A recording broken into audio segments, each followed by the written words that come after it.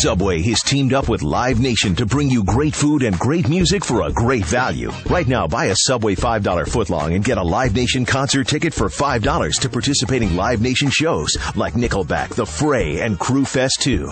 Ticket price does not include fees. See store for details. Subway. Eat fresh.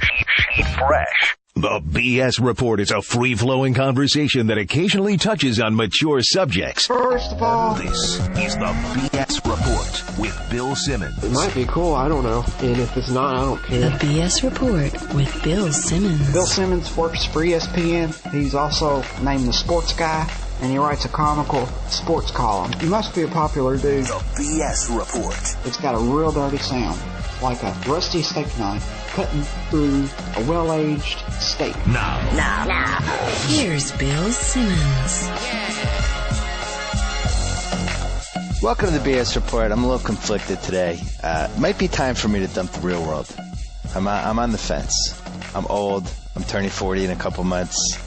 I am now officially twice as old as some of the people on the show.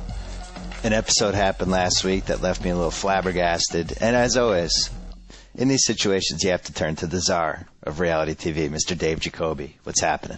Not much, Bill. What's happening with you? You're on the Subway Fresh Take hotline. I forgot to say that. I love Subway. I'm eating Subway right now. Okay, good. All right, so last week, Real World Cancun. We're about 4 episodes in. It may be the most unlikable cast they have assembled. Would you agree? Top 3? Disagree. Disagree? Who would you hang out with on that show? I wouldn't hang out with any of them. So I need at least one person that I would hang out with, potentially, if I was 20 years younger. The Isaac that grounds you? Yeah, a little bit. Somebody that I at least could identify with a little bit. I would hang out with Jasmine. I would hang out with Derek, although it'd be boring. Which one was Derek? Exactly. I don't even... Which one is that? He's the young Latino homosexual. Oh. Yeah, he's actually not a bad guy.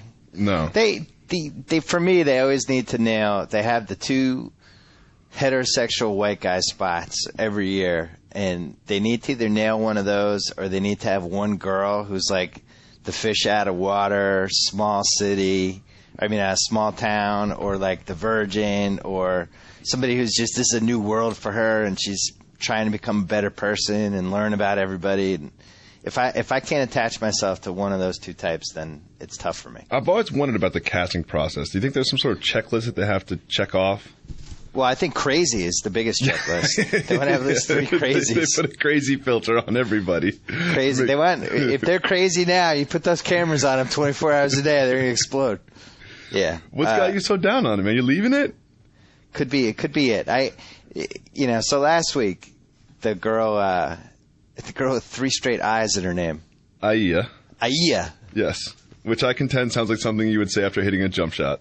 Aya. It could be a Stu Scott SportsCenter slogan. Yeah, exactly. J.R. Smith for 3. Aya. That's good. Maybe Stan Verrett will do it. Stan Verrett had one the other day. He had like a Grand Slam thing, and it was somebody who had to dial in for the Grand Slam. And I was thinking, like, we need to have, like, a home run call consultant for the SportsCenter anchors, because I think they've all run out of ideas. I think Neil and Stan need to play up their L.A.-ness. I agree. I really think they need to own that in their calls. First of all, they shouldn't wear suits, because nobody wears now suits you're thinking in LA. they should come in flip-flops. Seriously. And a Billabong T-shirt. It's L.A. SportsCenter. They should be wearing Hawaiian shirts. They should be wearing, like, T-shirts. And sunglasses. Flip-flops and sunglasses. Really big, ridiculous $400 sunglasses. Or white linen suits. Or let me tell you something. Those are the only 2 guys in L.A. who wear a tie.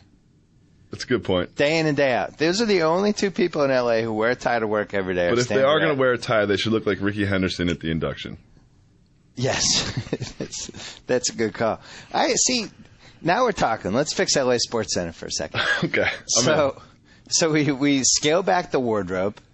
I think it's outdoors. I don't see how it's not outdoors. Exactly what I was going to say is make me feel like you're in Los Angeles. You feel like you're in Bristol. You feels like every other SportsCenter studio. I mean, when they designed it, they're like, oh, we're going to make this red blue and this blue red, and it's going to be totally different. But to the end user at home who just got off work and wants to watch SportsCenter, he thinks it's Bristol. I think they should shoot it from some sort of 3-story house in Malibu. Is that possible? Is that too expensive? With a pool in the background and co-eds lazily refilling cocktails. Yeah, or you want it to feel like Stan and Neil just showed up, like they're put out for this 1 hour. They have to basically do highlights because they want to get back to the party. Yeah, I'm in. It should feel like the Super Bowl does in Miami. I also think that maybe like a red rope isn't a bad idea, where you have like 10 people waiting for no reason at all. That's LA. Just standing there. Hey, there's a lot they could do. I would take it on location a lot. Yeah. LA SportsCenter. I mean, they should be doing it from clubs. They should be doing it from Sunset Strip. I'd like to see a Chateau Marmont week. They should talk more LA, I feel like. You think? Well, shouldn't they all be acting like Anthony Edwards in The Sure Thing? Like just over the top LA, where like, I was watching The Sure Thing recently, which is, I made the decision, might be the most dated movie that's out there right now, other than The Net with Sandra Bullock, because now everybody's a sure thing. You wouldn't have to travel 3,000 miles to have sex in 2009. You'd have to travel 3 feet. No. So in that movie, Anthony Edwards is in California, and every time they cut to him, it's like this California stereotype. He's wearing the Hawaiian shirt. He's got like a drink with an umbrella. He's like, dude, I'm at a pool. It's crazy here. It's crazy. You got to get out here, man. And I feel like that's what LA Sports That's Center exactly what LA SportsCenter should be. People should be envious of Neil Everett and Stan Barrett. I don't feel like that's the case right now. They just haven't owned it enough. I want it to be super duper LA. Give me the stupid Hollywood sign in the background on the set. Just overplay it. Palm trees, bikinis, cars. They should just do one from traffic one day. Or maybe just do one in the middle of traffic. Like, yep, this is just a full hour sitting in traffic. Like a caravan or a bus or something. Just kind of moving along crawling along the 405. Instead of a desk, it's a convertible. You rig it with a bunch of cameras, and they throw the highlights right there from the 10. At the very least, go on the roof of the Standard for a week and do a week of SportsCenters there. It's like 3 weeks. It's 3 blocks away. Yeah. Well, if we learned anything, it's that these guys should at least not be wearing ties anymore. Yes. I want no ties, and I want that first button unbuttoned because. And they shouldn't be wearing socks. No socks. Maybe flip-flops or like moccasins. Yeah. When's the last time you heard the word moccasin? Ooh, I don't know. It's been a while. Back to the real world. So this girl, Aya, 3 vowels. And you know my rule about when people start... Whoa. That's 5 vowels. All right? Don't disrespect the girl. Well, 3 straight. That's 4 straight. 4 straight? Well, 3 of the same vowel. Ooh, Y might be a vowel there, too. Is it? Joe Mee, do we have a ruling on that? Sometimes it is. I think you can count it. So it's an all-vowel name. We're going 6 straight vowels. We should call her the vowel. I'm not sure Joe Mead is the official ruling on that one. But hey, he's the de facto guy in the room. He's the third voice. I feel like he is. He has that kind of power in the podcast. You know what Joe Mead looks like? Who? He looks like if he looks like a much better shaped Brad Pitt. Really? Yeah, mixed with George Clooney with the wit of Chris Rock. You're selling him high. You're selling Joe Mead high. First of all, he's married, so you don't need to sell him that high anymore. It's not like he can parlay this into more ladies. Yeah, he went out early. Oh, good for him. And not only that, but had his bachelor party at the tennis U.S. Open. Naturally. Yeah.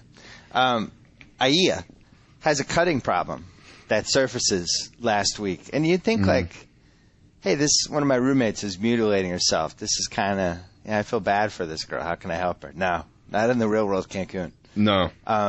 Not only people not feeling bad for her, but people basically encouraging her to cut, mocking her, and making jokes about it. Which for me, it's just really tough for me to come back after that. Yeah, I mean, we're really at the heart of this issue is a gentleman by the name of Joey. Punk rocker. Punk rocker, bad tattoos, plays the guitar, a lip piercing, holes in his ear. Potentially he definitely had some sort of cold sore one of the episodes. We're still unclear what it was.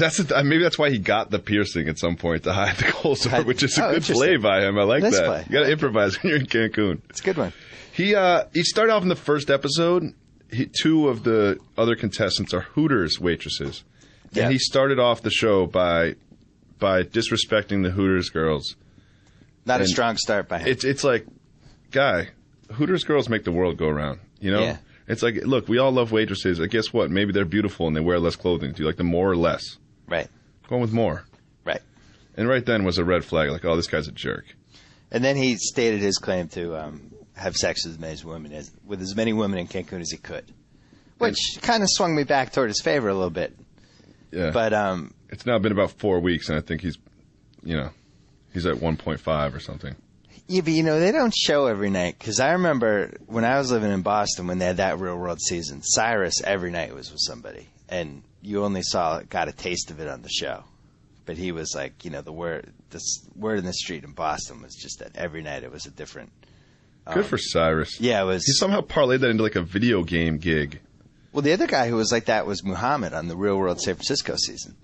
They couldn't show him because he was using marijuana the entire time. Was that true? I don't know. I'm just assuming. That would be interesting. Yeah, well, that's a whole subject I want to get into, but let's finish this Aiya cutting thing first. Yeah. So Joey decides that he hates Aiya, and he's going to do everything he can to antagonize her and get her off the show because she's a loose cannon, can't handle conflict, can't handle when somebody gets in her face. Basically, his goal is for either her to have a nervous breakdown or her to punch him, and that would get her kicked off the show. Kind of mean-spirited. Extremely mean-spirited. Yeah. Not really fun or entertaining, just kind of, I don't know. I mean, it went to the point where he put notes up all over the house saying the meanest things he could think of about her, and at one point drew a knife plus an arm equals Aiya. Yeah, that wasn't nice, especially because the cutting had surfaced at that point. It's just like... So then she, of course, goes in the bathroom and does some more cutting.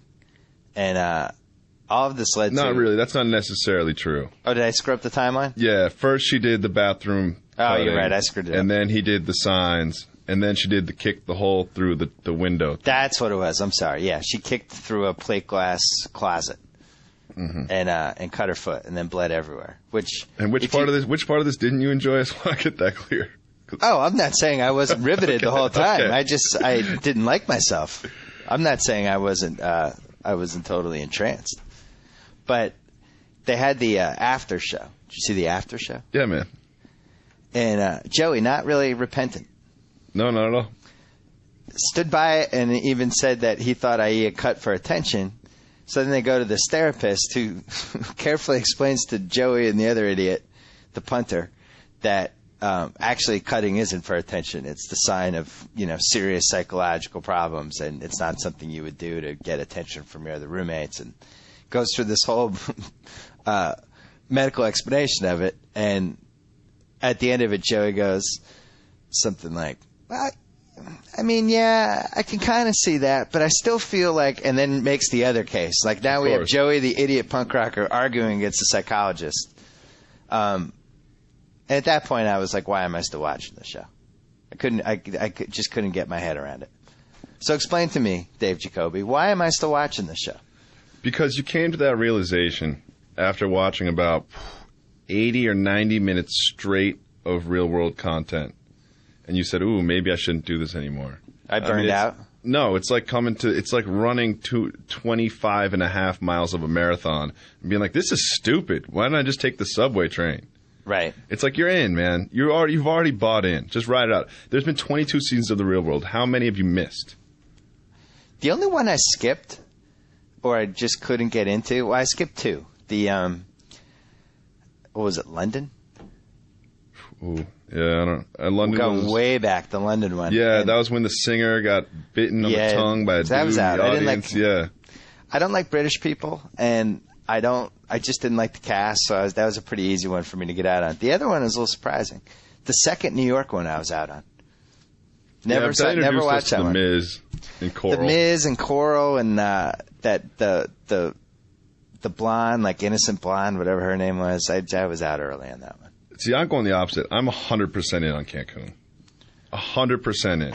Make your case. Here's my case. I don't like The Real World when it gets serious. Like the Return to New York one you just mentioned. Yeah. It got a little serious. Like we were talking about racial issues and deep-seated problems with our country and our country's history and future. Yeah. What I like is let's take some people that may or may not be emotionally stable. Let's put them in an environment where they are encouraged to get intoxicated. Let's give them employment responsibilities and let's pretty much give them carte blanche to the most debaucherous place in the planet during the height of its debauchery. Right. And we'll follow them cameras and see what happens. That's a recipe for good television to me. I don't know about you. I think you just brought me back. I think you sucked me back in. And that's a recipe for good television. That's why you're the czar. In the second episode, we had, on one side, we had tattooed punk rocker jerk guy Joey making out with a young tattooed woman in a nightclub. Pan over to Bronny making out with her mom. Yeah. 5 feet away. Bronny, by the way, is a man. Yes, Bronny is a man. Who my wife thinks looks exactly like Butthead from Beavis and Butthead, which I thought was funny. It's not a bad call. It really does, and you can't get past it once that's out there. But go ahead. Well, I mean, and then we've got the, in my opinion, the two most attractive female cast members hooking up, full on. Yeah, but you're not going really out on a total limb saying the two most attractive cast. It's been pretty weak from a female standpoint this year. In my opinion. Everyone's got a different opinion. You know, that's one thing I've learned. Is everyone's got a different opinion when it comes to that stuff. The one of them might be buxom and has been hiding him so far. Perhaps. No, can't do too much Did I say that out loud? Yeah, I don't think you meant to. And just to sell you a little bit further, you've seen pre-spring break and you've seen Canadian spring break. You've not yet seen American spring break come to town. It's going to be great. You've just seen batting practice. You haven't even seen the first pitch yet. I mean, I look back on the spring break we had in the Bahamas, and just really crazy, crazy stuff happened. If any of that is captured in the real world, I'd be happy, including one of my friends, the worm Sean Krause, who was with us, who somehow ended up walking back to our hotel because he had no money for a cab. He walked like 5 miles and got attacked by stray dogs on the way home. He came home with all these bites and was all messed up.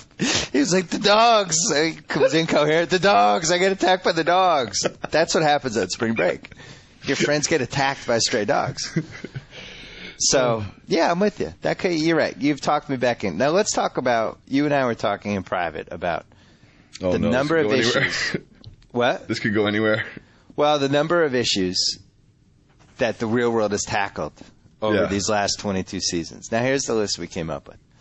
AIDS, anorexia, binge drinking, cutting, cystic fibrosis, homosexuality, domestic violence, alcoholism, drug use, driving while intoxicated, sleeping with roommates, child abuse, rape, environmental issues, transgender, depression, cross-dressing, and racism. Abortion this year, too. Oh, and abortion. We forgot abortion. Well, abortion's been a few times. Yeah. So here's what's left. In terms of issues where they have to have... I always judge the issue by whether they have to have the special PSA at the end of the episode. That's a good point. You know when those are coming. That's when it's hit home when somebody says, child abuse is a very serious thing. If you blah, blah, blah, and they give the phone number. Here are the two that are left. OCD. We haven't had a real full-fledged OCD person yet. Yeah. Like, remember, did you see the True Life, I Have OCD? Oh, yeah, that was a ball. Guy's in the bathroom for 2 hours preparing to take a dump. Yeah. And just going through his whole routine. We haven't had that yet in the real world. Every human being is like, oh, yeah, I've got a little OCD. I count stairs every time I walk up a staircase. Oh, yeah, I've got a little OCD. I have to touch the door frame when I walk through. And then we all saw that episode, and we're like, nope, we don't have OCD. No. That guy has OCD. No, it's a 2-hour routine to go to the bathroom. So OCD and the other one, which I think would definitely get a PSA at the end of the episode, necrophilia. Ooh, that'd be good. If they had a roommate who, was sneaking into funeral homes to try to have sex with corpses, and then it ended with the PSA of the same roommate looking into the camera. Necrophilia is a very serious issue. If you have a problem, please call. Blah blah blah. But those are the only two I have left. That'd be good. I'm sure they casted for someone with Tourette's, and they decided the editing process would just be too difficult. What about, have they had a heroine? They have not. They've come close. They never show drugs in this show, which I guess is fine, but it's just hard for me to believe that over the last 22 seasons none of these roommates had like a big bowl or big bong. There was one guy who was running around. The gentleman in I believe San Francisco that wore like Freestyle Fellowship T-shirts and had a big T-shirt that just said 420 across it. Muhammad. I don't think that was Muhammad. Was it Muhammad? No. Puck? No. It was after that. Oh. It was after that. It wasn't San Francisco. It was somewhere. Somewhere there'll be an intelligent / degenerate reader that'll write us his name. What is your favorite scene where somebody was bleeding profusely in real world history? God. There's been a lot of good candidates. I have a personal favorite that I don't think has been topped. Does the challenge count? Challenge does not count. Has to be real world. In real world, I don't know. Right. The greatest bleeding scene in real world history. I don't know. The Seattle season. The guy from Massachusetts who got involved with the person who cast the show. Oh, Remember yeah. that? Yeah. David? This is the realest thing you got. Do you want the real world? This is real. This is real. This is real. I love you so much. That guy he punched the car window. He was bleeding all over the place and had that great monologue. That was the realest thing that they had, though. God, I wish I could watch that again right now. This is the realest thing you got. Why isn't there an MTV Classic? Have we had this conversation? I know No. I've written about it. No. There's ESPN Classic, which now we have no more shows on. God, We what just I showed wouldn't do to get 1985 some old Yo MTV raps. Well, sold. Think all the stuff that could be on MTV Classic. First of all, you got every Video Music Awards dating back to 1984. Oh, I'm sorry. A little ditty called The Grind every afternoon at 3:30 once you get home from school. You have the old Carson Daly, whatever that show was called. TRL. Where you have like Britney Spears back before she went crazy. Like, I wouldn't watch that. Oh, you could do a Britney Spears day. Do Britney Spears Day. You could run basically all the Michael Jackson stuff they have. What about, like in the 80s, they had the people come into the studio and like J.J. Jackson would interview them. They have all that stuff. Headbangers Ball. You're sleeping on Yo MTV raps. Yo MTV I'm with raps you on is Real MTV good, Raps. man. They could show the old cribs. They could show the old Real Worlds, the old challenges. They could show... the old spring breaks. They do a little bit of that. They could show... Remember like when John Cougar Mellencamp had the Pink Houses thing? The Pink Houses contest? No, I don't remember that. Yeah, that was underrated. Very early on. John Mellencamp gave away a pink house to whoever. And then you have all the True Life. Whose country did he give it out in? It was in America. It was in our country? It was in our country. Okay, I just want to make that It was clear. in our country. I can't believe you didn't take the bait on that, Phil. I was a little slow today. Bad coffee today. Okay. All the True Lives. You have Punk'd. You have the Newlyweds and the Osbournes. There's enough programming to sustain an ESPN MTV Classic. Downtown Julie Brown, Wubba Wubba Wubba. What about the Wilbur Valderrama show, whatever that one was? Oh, the Snap Show, the Yo Mama this, Yo Mama that. The two classic channels that have not happened that should happen are MTV Classic and WWE Classic, which kind of does exist, but you have to pay for it. But that should just be a channel. I should be able to turn on WWE Classic at any point of the day and watch wrestling. You know that Shaquille O'Neal is going to be on WWE this evening, or Monday evening. Yes, well, the podcast is running today, so you just... Great. This will be the first WWE I've watched in 20 years. Here's the thing with Shaq. He really wasn't funny until about 4 years ago. He was not somebody that you would ever have characterized as funny or witty or anything. Ooh, I don't know. He really wasn't, though, I'm telling you. He was one of those, he kind of wasn't totally, didn't have a full comedic sense of himself. I even remember Disagree. at See, I think you hide funny. I don't think you can just decide to become funny 4 years ago. I think you can decide not to show it until 4 years ago. So you're saying on my athlete funny scale, he was a hider? Yes, I think he's a hider. I think he just wasn't comfortable. He hadn't won enough championships yet. Now that he's sort of been there, done that, he's seeing the sunset in his on-the-court career. Yeah. He has to boost his reputation through being funny and using the media and being the best human being on the face of the planet. I think he's kind of learned how to be a little bit funny, but I don't know if he's totally funny. Because I remember seeing those two roasts that when he, and Lord knows why he stopped, but when he was having the Shaquille O'Neal roast series, he really wasn't that funny, but he knew what was funny. You know what I mean? He could recognize funniness. Yeah. And he was a great laugher, and he did all that stuff. Now he's actually kind of funny. Those roasts weren't good. I think we're the only two people that have seen those things. And not just that, but I rented those at a VHS or something. I guarantee I'm the only person who's written 2 columns about them. No way. I will take the Pepsi challenge against anyone. Yeah, I've written 2 Shaq roast columns. When and was in fact, that? the first one, the first one was terrible. The Emmett's. Either Shaq got roasted in the first one or Emmitt Smith was the second one. Shaq was the first one, and the only guy who was good in the whole roast was Jimmy Kimmel, who I praised in the column, and he emailed me a couple days later, and that's what led to me moving to L.A. eventually. Oh, kind of random. That's a good story. Who knew that the Shaq roast would affect somebody's life? Now I own a house in California. Who knew? Might not have happened otherwise. But, I see you're giving him more credit than I am. Sure. So you think he'll be funny in the WWE tonight? Oh, I'm positive. He'll be in the ring. Guaranteed, shirt off, in the ring, beating somebody up. Guaranteed. I put a mortgage on it if I had a house or any money. But you can't have somebody like him in the ring because they always they inflate all the heights of their guys. So, like, people think, like, what's his name? The Big Show?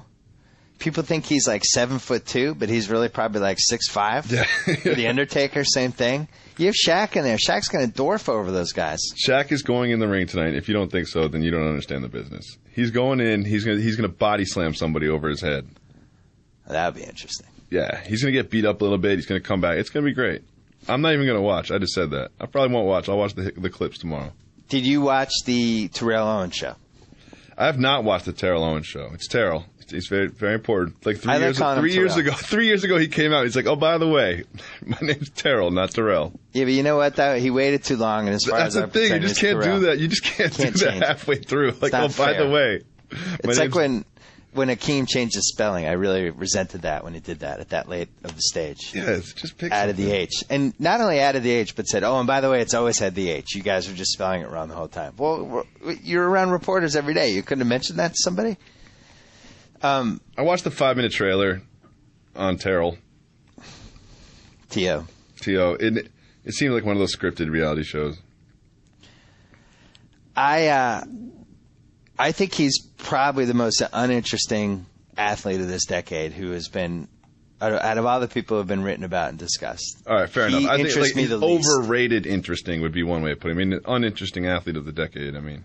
What is interesting about him? Has he had an interesting moment? Other than the whole potential suicide pills, whatever that'll happen, that thing. Has he had one interesting moment? He wrote a children's book. I think that's interesting. He did? Yes. See?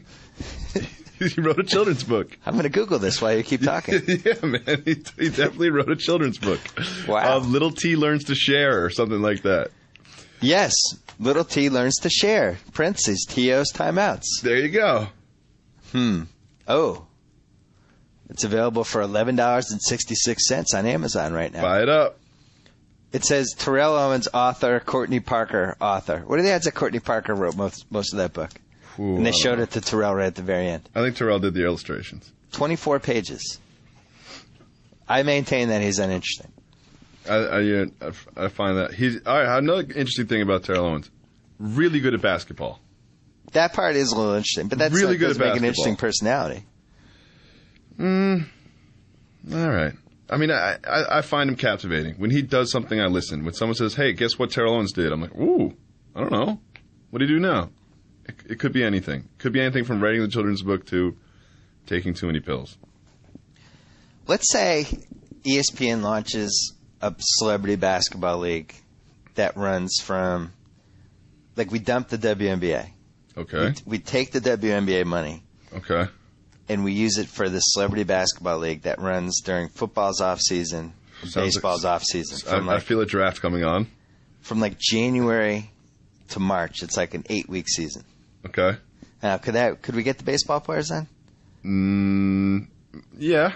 Yeah, you can do baseball players. I don't know what baseball players are good at basketball. We need the football Danny players. Ainge. Well, we need the football guys because they're the guys who they're the most candidates. Yeah. Maybe a baseball player could dabble, and we have real celebrities. Here's the pick. Would you watch that? Yes. And here's a true story. Allen Iverson. We were shooting an interview with Allen Iverson. He shows up, I don't know, 5 hours late, whatever, which is early for Allen Iverson. Yeah. The guy We were throwing a football around waiting for him. Got bored. He grabs the football and dribbles it between his legs, crosses over with it, and handles it like a basketball. Saw it with my own eyes, have it on tape. It was the most amazing thing I've ever seen. And then he goes to one of his boys. Obviously, he doesn't talk to me. He goes, I think I can hit the back of that pickup truck, 40 yards away, back of a pickup truck with a football. All right. And then his boy's like, nah, you can't do that. He goes, I'm not even going to hit the pickup truck. It's going to stay in the back of the pickup truck. Oh. Rolls back, left-handed, does that little I'm a pro, like 2 steps back and then 1 hop, pat the ball thing. Yeah. Throws it, hits the back of the pickup, hits the windshield, stays in the back of the pickup, 40 yards away. Wow. He's a robot. I have written and said multiple times that he would have been the greatest soccer player of all time. Soccer player. Greatest soccer player of all time. Because he's fast and quick. He and bounces off people, and he's durable, and he's a maniac. Like, who would stop Allen Iverson on a soccer field if he had been doing that since age 17? I'm glad we brought up this subject. Not that the real world Cancun isn't interesting. I've got a lot more to talk about in that respect, but we're in a good path here. Wilds and I once had a discussion. If LeBron James dedicated a year to an Olympic sport. I remember this one. This is a good one. What Olympic sports couldn't he win a gold medal in? You're saying, like, right now. If he says, I want to be on the United States team handball team. If I want to be in a beach volleyball pair. If I want to be in a regular volleyball team. If I want to throw the javelin. If I want to run 800 meters. Well, I mean, this was really Jordan's biggest mistake when he was exiled from the NBA for 2 years to quote-unquote play baseball. Oh, okay. Well, he should have, instead of playing baseball to kill the time until David Stern let him back in the league, wink, wink, he should have devoted himself to an Olympic sport. Handball. For the 96 Olympics. Handball. Are you trying to tell me that we could just take our Redeem team and on their off days be like, you know who else they are? They're also our handball team. Don't worry, we'll teach them the rules during lunch. Well, you know the Wilt Chamberlain thing. No, I don't. Wilt Chamberlain, late in his career, became like the greatest volleyball player on the planet. I did not know that, but I 100% buy it. And imagine Wilt Chamberlain staring across the net from you in volleyball. Yeah, let's have a draft. Karch Kiraly or Wilt Chamberlain. I'm going with the 8-foot. I'm going with the 8-footer. Well, back to your LeBron point, I think volleyball would be the sport. Because, first of all, you don't really need to know, it's not like you need to have been playing volleyball your whole life. It's like, hey, LeBron, so you're going to stand there.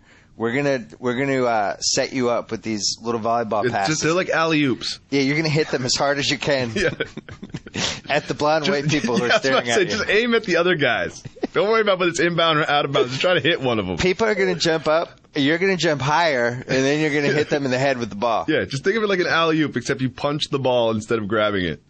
Can you do that? Mr. James, can you do that? Do you understand? Yes. Okay, good. Gold medal. I think that would take him 3 months. Less. He's seen volleyball on TV before.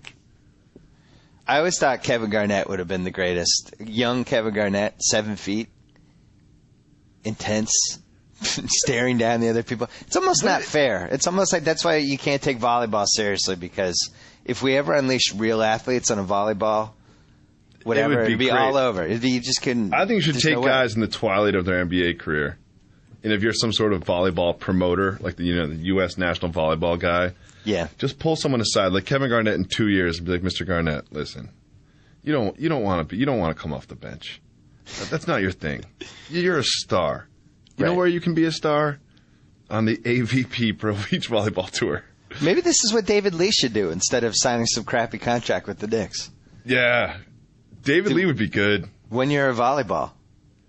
See, everyone, all the real volleyball players, if any of them are listening to this podcast right now, are having a heart attack. Yeah. Because it's been like they're a little cool, okay, you can be a good athlete, but not, world class. But this is what drives me crazy about soccer, is because these other countries, their best possible guys play soccer. And for us, it's like, our dregs, our athletic afterthoughts. That's why Josie Altidore is so interesting, because he's actually somebody who, you could imagine playing center field or playing small forward or different types of positions. We've never had an athlete like that. What was it about field. Josie Altidore that made you say that you were excited to meet him at the ESPYs? That goal he scored was really, I've never seen anything like that in soccer. It was really it was just an athletics, it was a superhuman athletic move. Yes, it was. And it was strong. And he's 19. He reminds me of watching Lance Stevenson play when he was 14 on like the streets of New York. Like Josie Altidore is 19 years old. He looks 35 and he plays 30. He's, there's that certain type of athlete that, the Bo Jackson, I don't know. The guys along those lines. Jim Brown.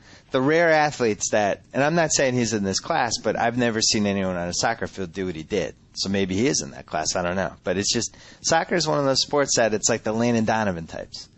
The really good athletes who can run around forever. They're skilled. They're hyper coordinated, but they're not like athletically imposing. No, Landon Donovan is not imposing. Imagine, I think I've done this before in college, but it's interesting. Like, Darren Williams. Imagine Darren Williams as a stopper in soccer. Like, think about his body, how big he is. Imagine him, like, in headers. He's like 6'3.5". He'd have the advantage in every header. How strong he is. How guys would bounce off him. Isn't that who you'd want as a stopper? Oh, I'm going the opposite way on offense. Like, a lot of these times, like, these Peter Crouch guys for England, like, he's 6'5", and they're like, oh, he uses his height to get the head balls. Like, oh, yeah, I got Stromal Swift. Right. Yeah, I mean, this guy's, 6'9", it can jump out of the gym. That's a whole other. Just kick it up in the air for the guy. Well, how about, like, Josh Smith? Josh Smith as a forward on any corner kick. Or imagine, think Sean Marion 3 years ago. He's lost a little athletic ability now, but Sean Marion or LeBron in goal. Oh, yeah, goalies would be good. How do you score on LeBron in goal if you actually taught him how to be a goalie? It'd be ridiculous. I mean, I don't know.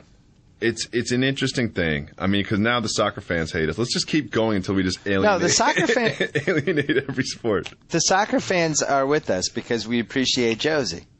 Yeah. There's a certain type of athlete that soccer has, and I'm saying that the type of athlete that succeeds in football and basketball and at some baseball positions, we're not feeding those athletes in the soccer programs because those people would rather make a lot of money playing baseball, football, or basketball. Yeah.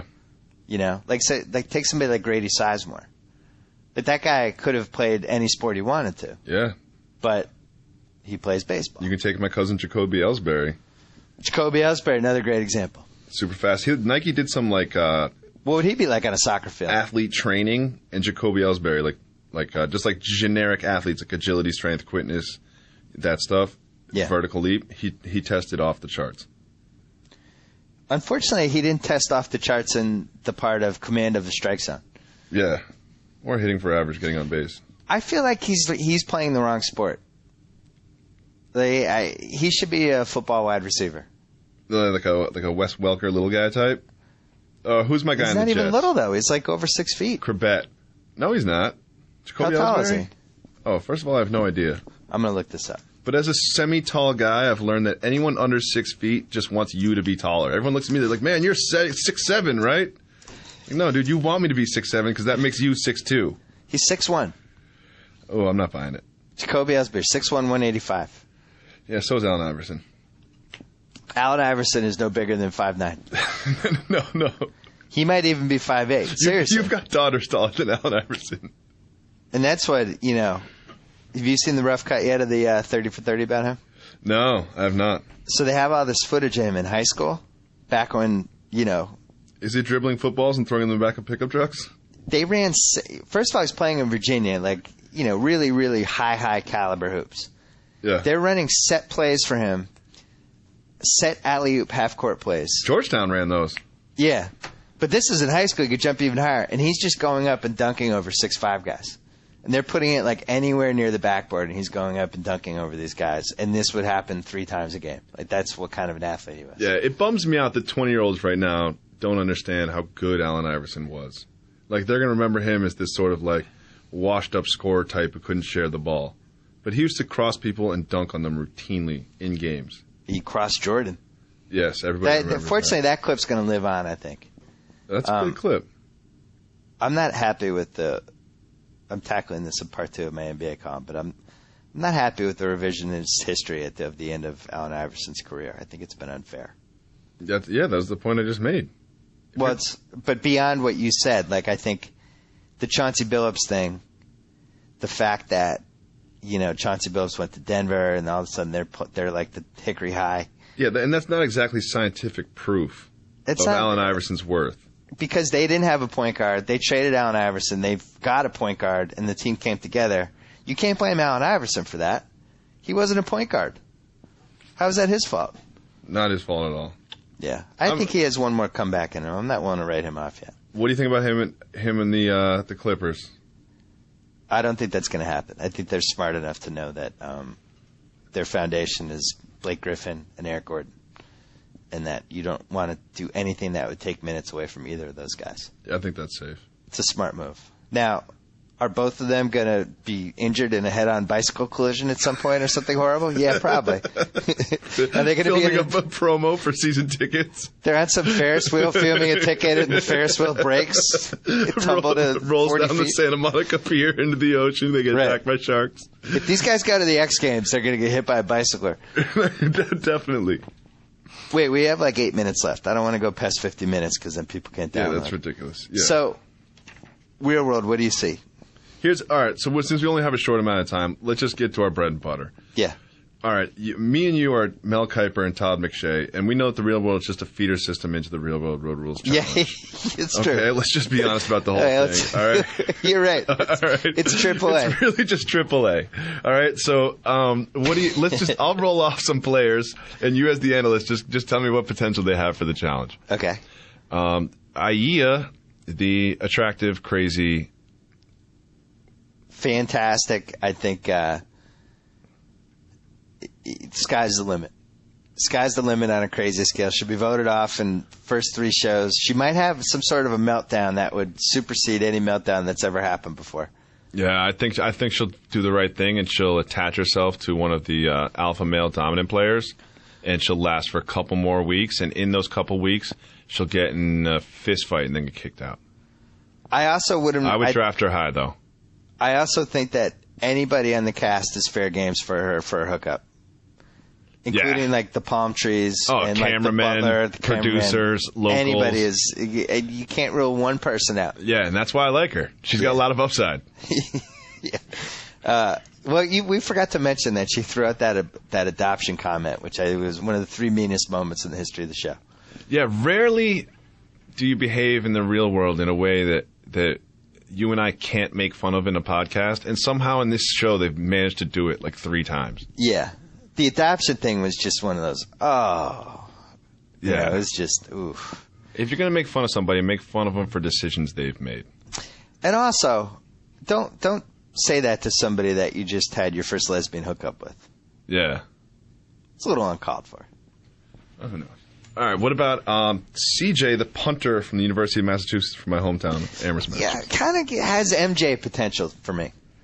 As in, you expect him to be dominant, but he ends up not being good.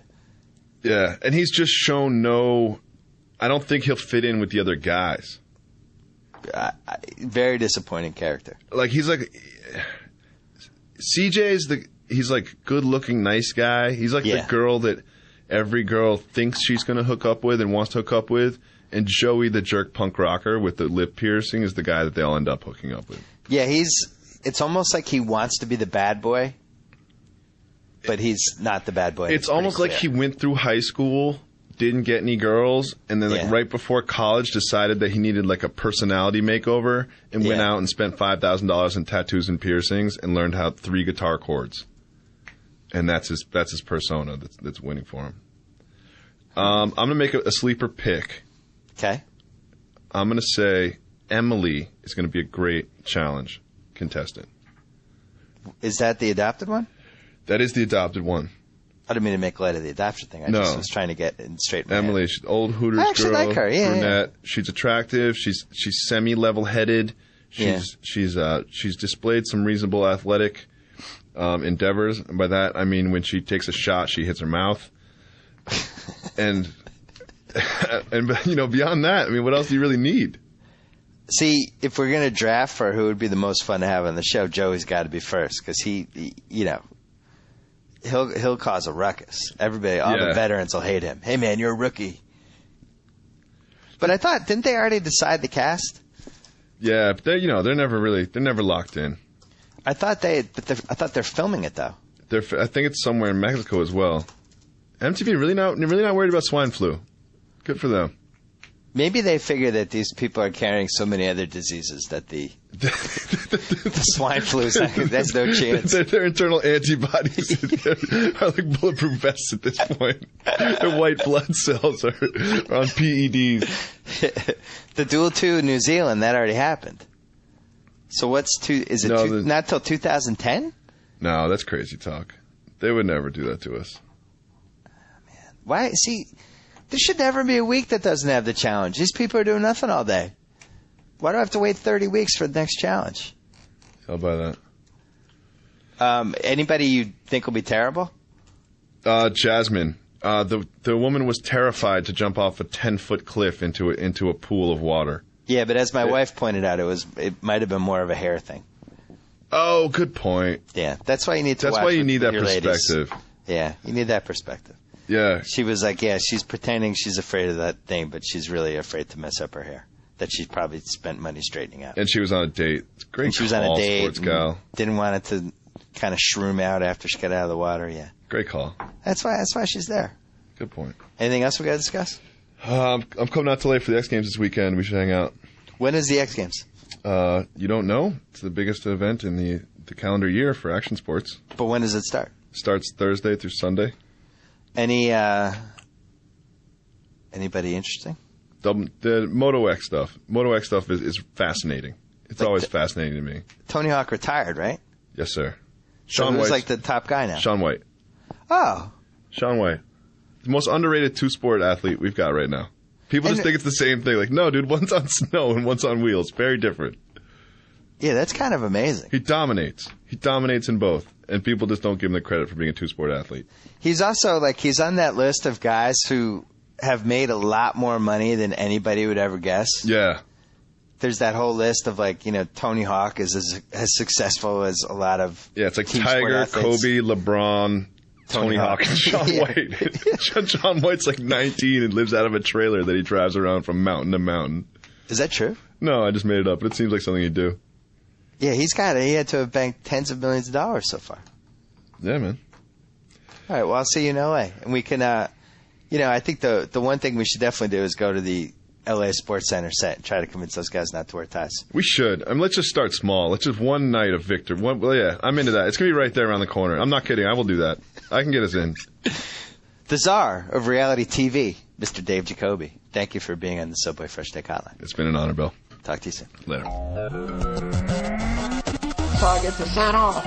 Whoa! Thank you for downloading the BS Report with Bill Simmons. Too much fun. Check out more podcasts at the iTunes Music Store or at PodCenter at ESPNRadio.com. Peace out.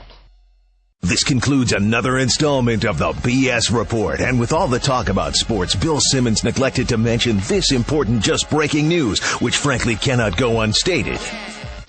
This summer, Subway is teaming up with Live Nation to bring you great food and great music for a great value. Right now, buy a Subway $5 footlong and get a Live Nation concert ticket for just $5 to some of the hottest Live Nation shows like Nickelback, The Fray, and Crew Fest 2. Ticket price does not include fees. See the nearest Subway for details.